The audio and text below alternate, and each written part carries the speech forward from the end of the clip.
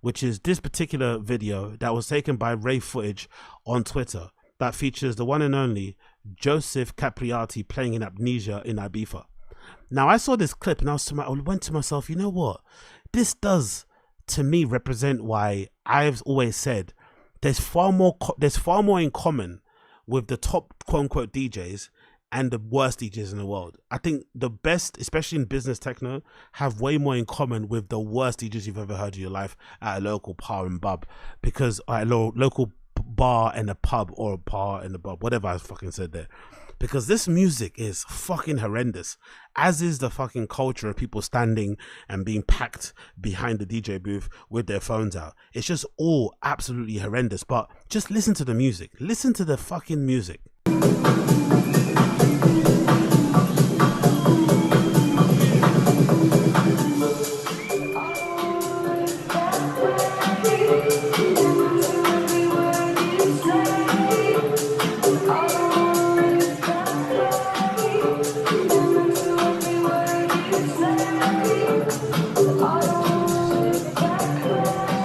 Like, how many cameras do you need? You've got someone with an SLR, someone with a phone, another phone, another phone.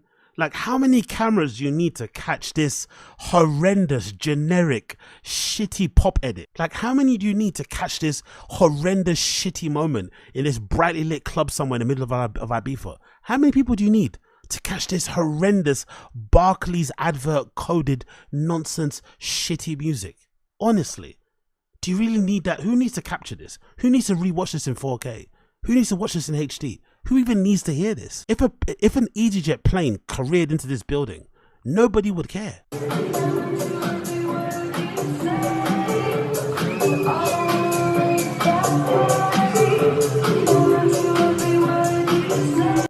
Obviously as well, it's just wall-to-wall Caucasian. It's just wall-to-wall Hellman's mayonnaise. Wall-to-wall fucking, you know, cheese on what you call it? It's wall-to-wall fucking French fries covered in cheese. Wall-to-wall Fanta with a bit of vodka. Wall-to-wall cheeky bump with the lads.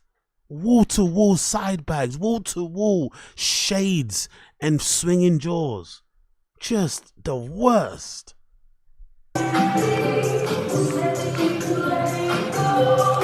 Like, no one's even dancing.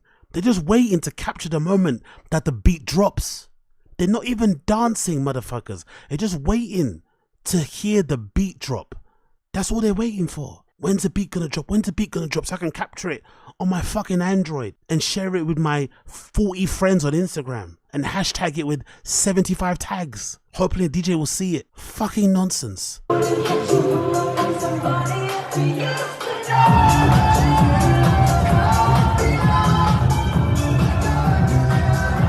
You know what should have happened?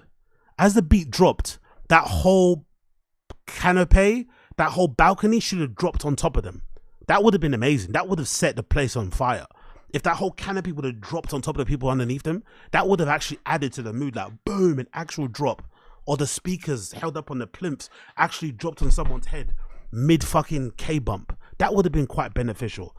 But God almighty, and the funny thing about it, that Joseph Capriati guy, right? He's probably one of the best DJs in that field. Probably one of the highest paid as well. And that's the type of music that guy's playing. Horrendous.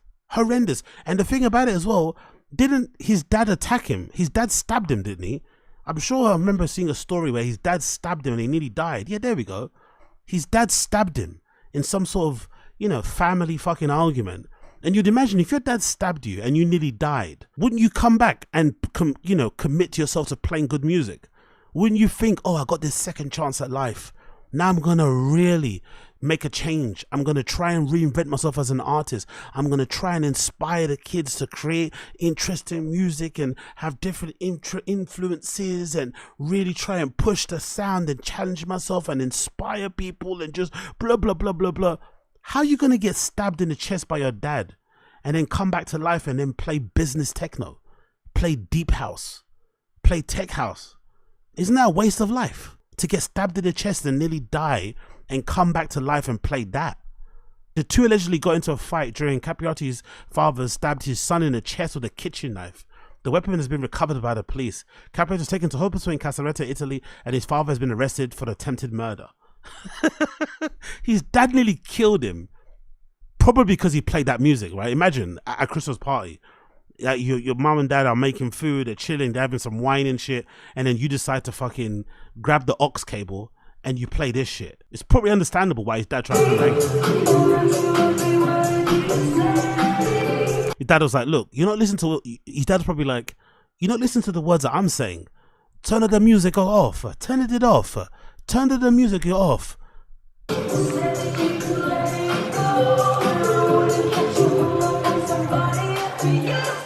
He's like, you're gonna used to know me soon. You probably won't know me anymore because you won't be alive. Can you imagine surviving a stabbing to the chest with a kitchen knife? And Italians like to cook, so that kitchen knife was sharp. Mama probably sharpens that kitchen knife. Those are not blunt, like, you know, English people knives where they're blunt and they're covered in rust or mold.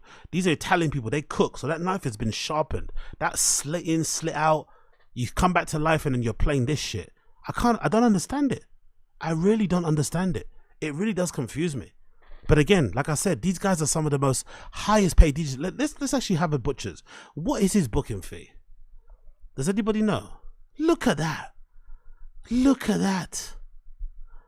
The final booking is contingent on many variables. An example of the fee to book Joseph Capriati is starting the range is $75,000 to $140,000. You know what's really funny about this range, by the way?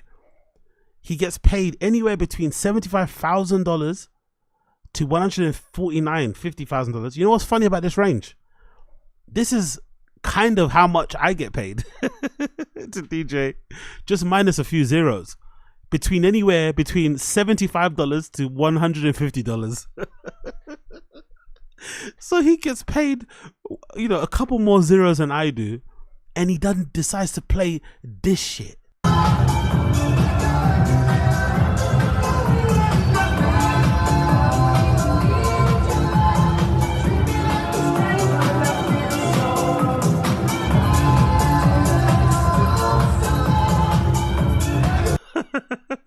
He looks like he should be fucking serving me fucking a lamb sheesh on the way from fucking Dawson. That's what he should be giving me. He looks like he should be giving me a fucking doner on the way home, not playing this fucking garbage.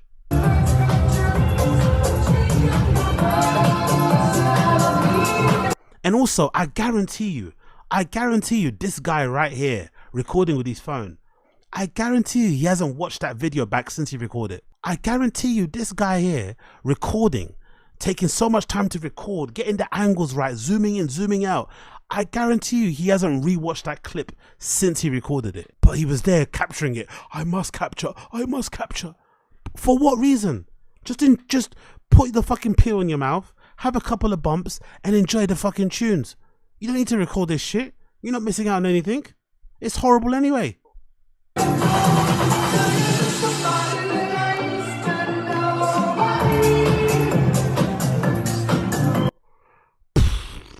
I don't get it. I really don't get it. It's fucking garbage. But again, like I said, the worst DJs in the world have way more in common with the best DJs in the world because they both play shitty music.